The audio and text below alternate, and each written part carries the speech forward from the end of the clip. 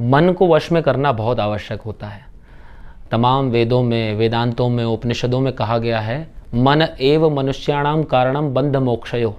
राधा रानी का मन भगवान श्री कृष्ण में रमा हुआ है और कृष्ण का मन राधा रानी में रमा हुआ है। राधा ढूंढ रही हैं कृष्ण को और रुक्मणी पता दे रही हैं। तो इन तीन पात्रों के बीच मेरी 4 पंक्तियां हैं जो अनुभव तो नहीं है, कल्पना है, और मैं प्रयास करूंगा कि अनुभव भी हो जाए कभी जीवन में। द्वैत से अद्वैत तक का रास्ता बड़ा कठिन होता है। तो 4 पंक्तियां ये हैं कि जिनके चरणों में हर तीरथ हर धाम दिखाई देता है, जिनके चरणों में हर तीरथ हर धाम दिखाई देता है, वो राधा जब दर्पण देखे घन श्याम दिखाई देता है। वो राधा जब दर्पण देखे घन श्याम दिखाई देता है।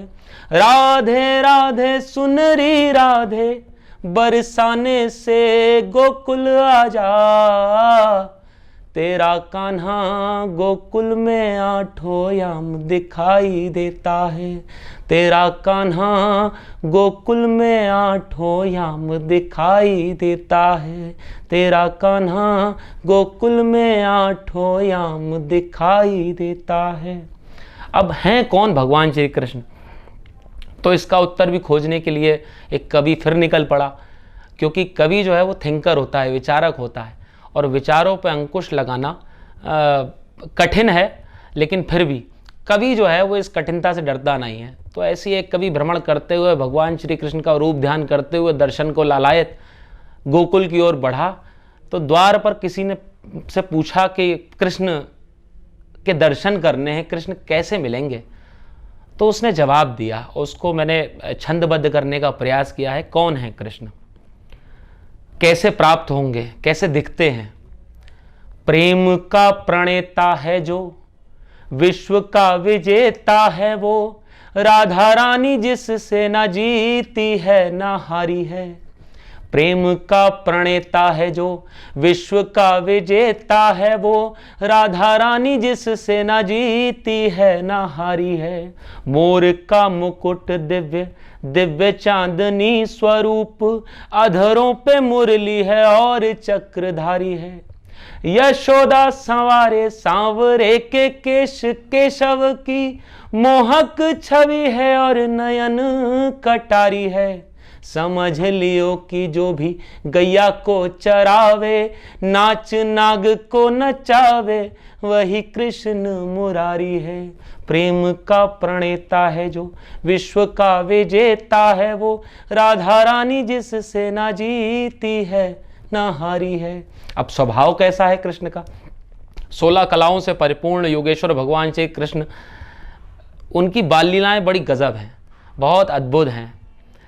तो उनको उनके मैग्नेटिज्म से बचने के लिए, उसके दर्शन के मैग्नेटिज्म से बचने के लिए कोई भी जीव अपने आप को रोक नहीं पाता है। तो स्वभाव जानने का प्रयास किया कि कैसे स्वभाव के होंगे। तो बताता है वहाँ का गोकुल निवासी उस कवि को कि ये स्वभाव है भाई, जिसको मैंने अनुभव किया है, तुमको क्या वो अनुभव दे ये तुम जानो।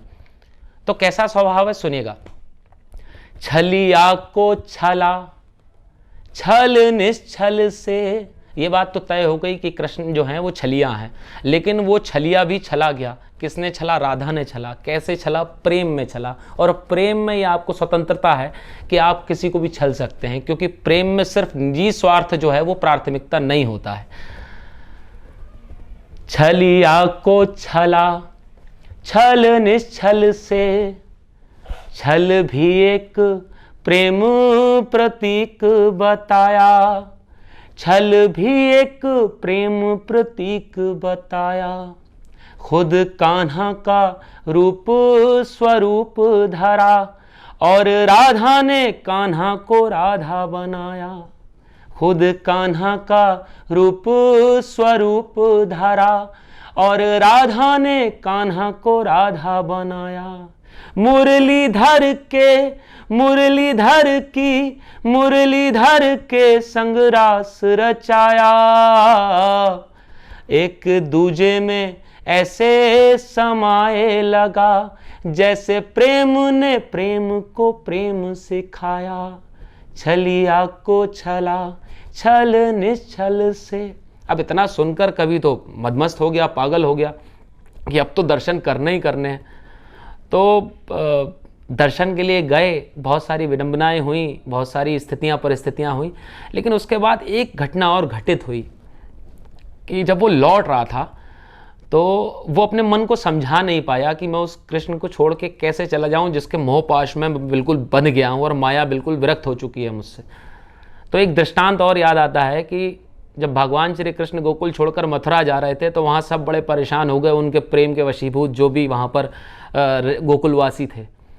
तो भगवान श्री कृष्ण से उद्धव ने कहा, जो वहाँ उस समय के बड़े तथाकथित ज्ञानी पुरुष माने जाते थे, और ज्ञान के साथ एक विडंबना है कि ज्ञान के साथ अहंकार जो है वो असमय प्रवेश कर जाता है ना चाहते हुए भी। ये मायाबद्ध शरीर की या मायाबद्ध विवेक या बुद्धि की ये कमी है कि ज्ञान के साथ अहंकार आता है, भक्ति के साथ और प्रेम के साथ अहंकार नहीं आता, वो निश्चल होती है। तो ज्ञानी पुरुष थे उद्धव, तो उन्होंने कहा कि कृष्ण तुम जाओ अपना कर्म करो, तुम यहाँ कुछ और मैसेज देने आए हो संसार को, तुम अपना कार्य करो, मैं इनको समझा दूंगा, ये सब नहीं जानते कि तुम स्वयं ब्रह्म हो। तो भगवान श्री कृष्ण मुस्कुराते हैं, प्रेम मुस्कुराता है और ज्ञान जो है अपने अहंकार से परिपूर्ण प्रेम को प्रवचन देता है।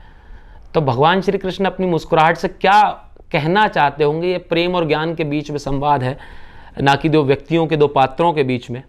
और कुछ भी अगर गलती हो तो उसके लिए क्षमा, क्योंकि बहुत बड़े पात्र हैं ये दोनों। इन पात्रों के, हमारे सनातन धर्म में सबसे बड़ी खासियत ये है कि दर्शन को पात्रों के माध्यम से समझाया गया है, जिससे कहानी जो है वो बड़ी आसानी से ग्रैस्प हो सकती है, ग्रहण हो जाती है। तो दो पात्र हैं, मूलतः वो ज्ञान और प्रेम ही हैं।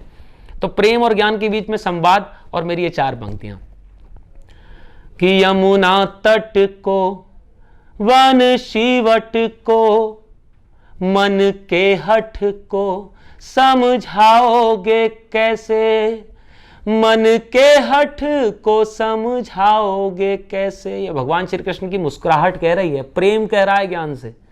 यमुना तट को वन शिवट को मन के हठ को समझाओगे कैसे, मन के हठ को समझाओगे कैसे।